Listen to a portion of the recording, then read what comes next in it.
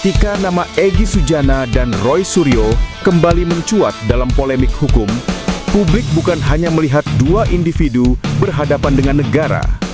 Yang diuji jauh lebih besar.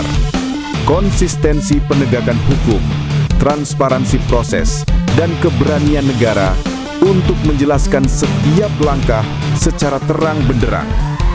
Di tengah perdebatan tentang SP3, pembukaan kembali kasus, hingga perbedaan keputusan antar instansi penegak hukum, masyarakat menuntut satu hal yang sangat sederhana namun fundamental. Jelaskan prosedurnya secara objektif. Karena hukum tidak boleh menjadi misteri. Ia harus bisa ditelusuri, diuji, dan dipertanggungjawabkan. Namun polemik ini tidak berdiri sendiri.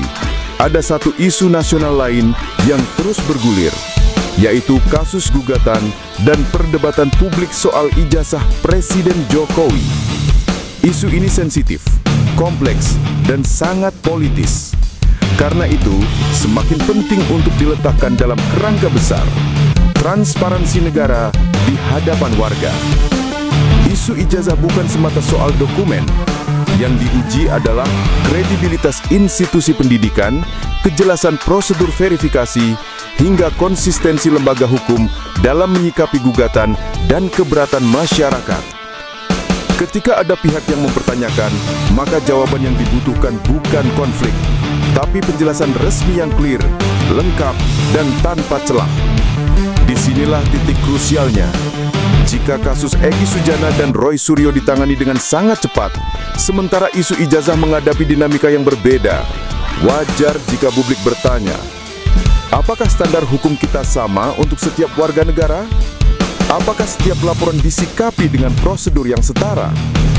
Apakah transparansi dijaga bukan hanya ketika perkara kecil, tapi juga ketika menyangkut pejabat tinggi negara? Pertanyaan itu bukan tuduhan, bukan pula serangan politik. Itulah fungsi kontrol publik dalam demokrasi, memastikan bahwa negara tetap berada dalam rel-rel hukum. Dalam analisis ini, kita melihat bahwa ketiga isu, Egy Sujana, Roy Suryo, dan polemik ijazah memiliki satu benang merah.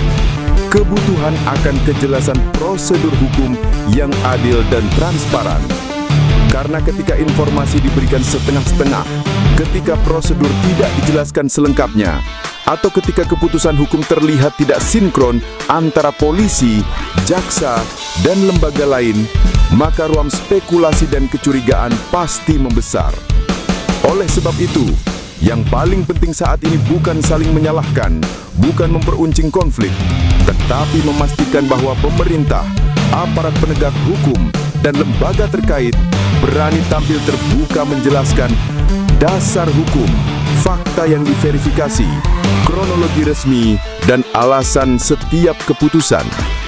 Kita tidak sedang bicara soal siapa yang benar atau salah. Kita sedang bicara soal masa depan kepercayaan publik terhadap institusi hukum. Jika hukum ingin dihormati, ia harus berdiri tegak pada 7 pondasi. Objektivitas dalam proses, sistematis dalam prosedur, toleran terhadap perbedaan, jujur dalam pengungkapan fakta, benar dalam argumentasi, adil dalam perlakuan, dan transparan dalam setiap keputusan. Ketiga kasus ini, dari ruang laporan warga, ruang aktivisme, hingga ruang publik nasional, adalah cermin apakah sistem hukum kita sudah setara untuk semua, atau masih menyisakan pertanyaan besar yang menunggu jawaban.